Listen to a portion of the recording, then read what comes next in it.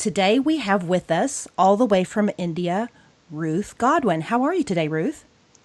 I'm doing very well. How are you? I'm great. It is so interesting to make your acquaintance on Twitter. Tell me, from India, how did hmm you become a Trump supporter? Well, I've been following the elections, and when I first heard Trump give his first speech, I felt okay. We have somebody who's talking sense here, and it's a pattern that if every country in the world follow, every nation can become great in their own way. As he said recently in the inaugural speech, every nation has a right to their own nationalism, and if you really work for your country, then you can really become self reliant.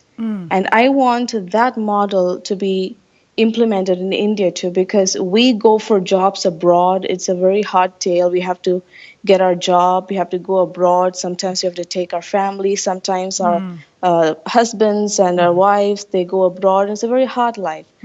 And so if we become a self reliant country, then that would be great. And then on things like immigration and the multiculturalism, which is killing every nation, honestly, these are the major points that actually attracted me. And then, yes, from the American point of view, whatever he's talking and he's rooting for America are 100% correct for the nation. And I guess America as a nation will shine under his presidency. Oh, that is so well worded. I agree with you completely. Every nation should be sovereign. Every citizen deserves a government that puts their Yes, own they citizens do. first. Very, very well said. Well, one of the reasons I wanted to speak with you also is hmm because there's a meme circulating on Twitter that shows a picture of Indian citizens holding up their voter hmm IDs saying that you are the Yes. most populous nation on earth, and yet everyone has a voter ID. Can you tell me a little bit about how India's elections work? Yes, unlike in the US, we don't have a presidential one. Ours is a parliamentary system. So we vote the members to the parliament and they vote or they select the prime minister. It's basically the party that selects the person. So we basically vote for the party. So in India, we have different constituencies, which means we have divided a state into different districts, Yes. and each district have various constituencies depending on the population. And then we have subdivisions like villages and towns, and the minor one is called a ward, Okay. and it's also based on the population. So what we do here is every ward has to apply or register. Every person has to register. And then is the ward members, they will come and collect the details and make sure that you're not a dead person voting or you are here, you're alive, you're here. So they make the primary arrangements and they submit it to the committee. And after that, we are given or allotted a polling booth. Each ward is allotted a polling booth in a Okay. nearby location. So we can go directly and vote. We don't have an early voter system and the absentee ballot system because many people are actually pushing for it, but it has not been implemented so far. And even to non resident Indians, meaning the Indians that are residing in the states or in any other country, they actually don't have the right to vote unless they are physically present in the nation. So that curbs the voter fraud a lot. Yes. And now we have a voter ID, which Yes. has our photograph, Yes. a serial number, which is unique for every person, our name, our father's name, and our, whether we are male or female, our birth date, which constituency we are belonging to. We have all these details. Yes.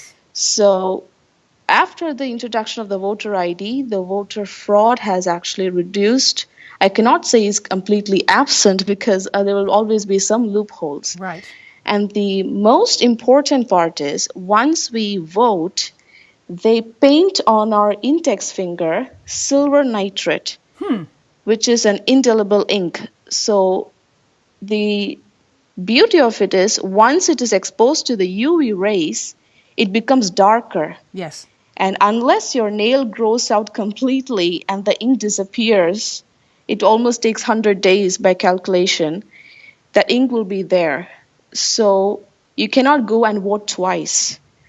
That's So so these are the, yeah. it's so simple. It reminds me of when Iraq voted and they just dipped their fingers in purple ink. It's simple. Yes, it's It's simple as low that. tech and you can't go Yep. around from voter place to voter place. How easy is that? Yes. We don't have the mail-in. That's a completely insane system, to be frank. We don't allow that here. Okay, so you don't have early voting, you don't have Nope. absentee voting, and this is cut Nope. down. Okay, but the argument that the left will make here in the United States is that a photo ID will disenfranchise minorities. What would you say to that? See, our nation, we have a lot of minorities. Unfortunately, there's a lot of caste system here. And so far, it has worked in our nation. This is the most diverse nation in the whole world. We have, so many states, and each state has their own language, their own distinct culture, and everything about every state is different. And we have a lot of minorities. We have caste and subcaste. But so far, it works. When it comes to a voter ID, you don't have, people asking you which caste you're from, which religion you're from, or which group you're from. You just have your photo and your name. That's it. There's no discrimination whatsoever, and everybody has equal rights Can you here. So I describe don't think that's, yeah. right? Can you describe what the process is like in obtaining the voter ID with the photo on it? What is that like? It's very simple. You have to just go to your municipality, which we call here, or the province, and you have to go there, just get the form and apply. And if you want to apply, you have to be the resident of that particular consistency for a minimum of at least 6 months. Okay. So you just have to fill out the form, and they'll come and verify whether you're staying here. They have those verification process where they will come in person and do that. Wow. And then they themselves will call you to they allot a day for taking the photograph and all those things. So you can go there and they will take the photographs, and the rest of the things they'll do, and you will have your ID. Either you can go there and collect, or it will come in your mail. It's Okay. as simple as that. Does this cost the citizen anything, or does the government provide it? No, this is free. This doesn't cost anything. Okay. Very good. This is very interesting. This is one of the big arguments being used in Texas, where I live. They're saying that it is putting an undue burden on minorities to get themselves to a place where they can obtain a free photo ID, and it's just an empty argument.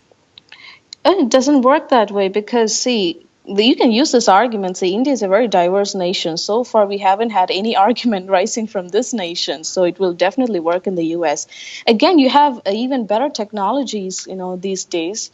Well, So and for India, we have many inner cities and villages, and we have people who are illiterate. So, yeah, we need a voter ID, but there are other technologies that the U.S. can actually implement, like a fingerprinting or things like that. So it might work that way. very, very interesting. I am so glad to hear about that. Just Thank you very much. out of curiosity, I know that you're a Trump supporter. Are there any Yeah. other Trump supporters in India that you know of, that you're aware of? Oh, yeah, definitely. My family. Yes, there are a few. Actually, the media, have to be honest, the news were all negative on Trump Yes. during the election cycle. They were trying to show him as a clown, like a person who doesn't know anything, Yes. like a person who is doing for, just money or publicity.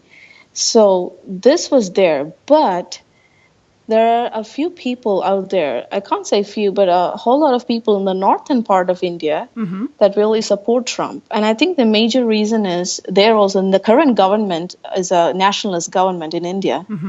So they support Modi because of his ideologies like nationalism Good. and immigration, and obviously, have to be honest, radical Islamic terrorism. Okay. That's one of the major reasons, because we have India has our own border problems with Pakistan and China. Yes. And we have our own reasons to be worried of, because half the nation is surrounded by sea. So we can expect an attack anytime. And we have a lot of minorities and different groups. So anybody can come and influence a minority and, just make them go crazy and attack other people. So I think immigration, Islamic terrorism, and nationalism, I think these three things have really attracted a lot of people.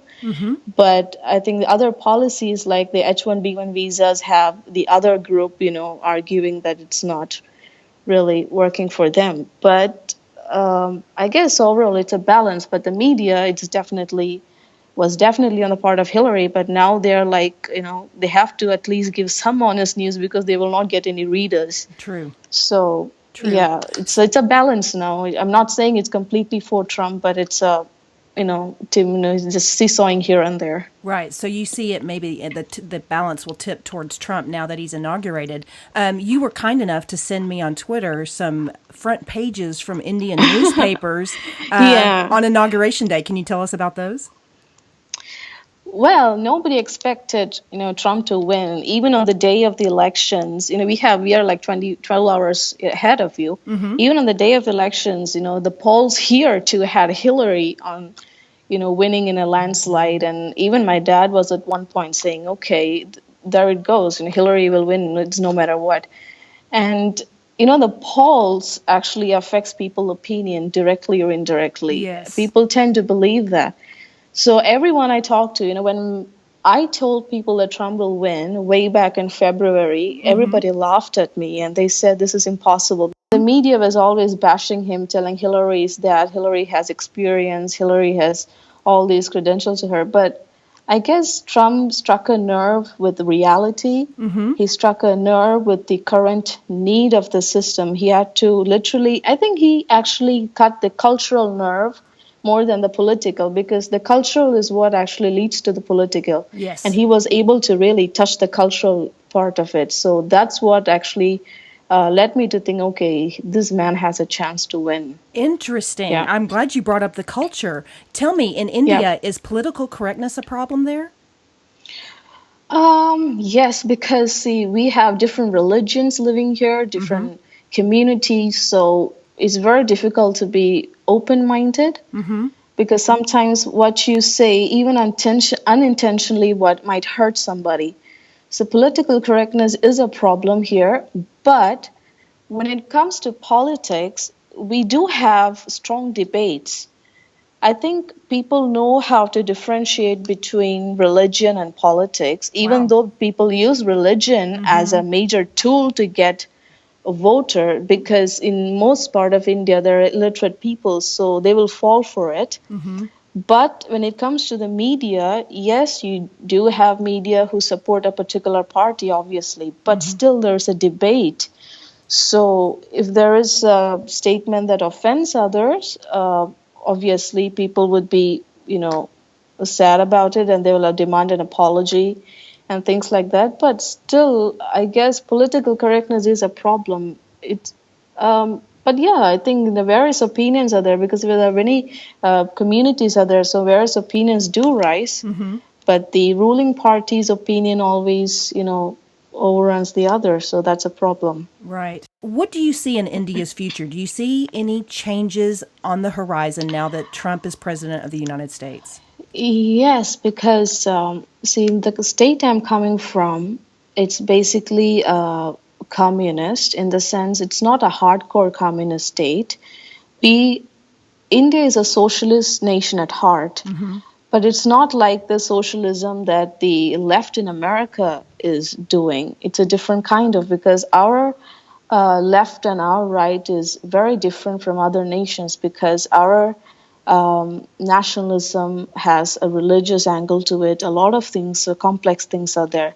So it's very difficult to pinpoint certain, talk points on which India's, future is going to be decided on, because we have very different communities and it's very difficult to bring them to a political, standpoint.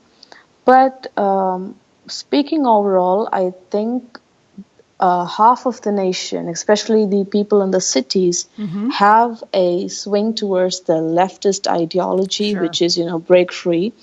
But the major population, which is the rural India, they are very, very hardcore right-winged. They're fundamentalists, to be frank, and it's very difficult to penetrate the Indian culture. Now, that is the key. My state, it has Christians, and our state is the only 100% literate state in India. And we have people leaning towards the left, and we have people in the cities leaning towards the left. But the other part, they're very traditional, is very hard to break the culture because the culture and the religion in India is one. So it's very hard to break because Hinduism is basically more than a religion, it's a lifestyle, it's a culture. It's very hard to break that wall. Yes. I understand. I understand. Well, Ruth, I cannot thank you enough for taking the time out of your day It's a pleasure. speak with me about this. Tell me, I know you from Twitter. How can those listening follow you on Twitter? My name is Ruth Godwin, and you can contact me at Connect with Ruth. That's my Twitter. No, Connect with Ruth. Connect with Ruth. And Yeah. is that WITH? Yeah. Ruth. Okay. Yes. Very Yeah. good. And I'll put it on my Twitter account too so that people Thank can. you so much. It's been an honor.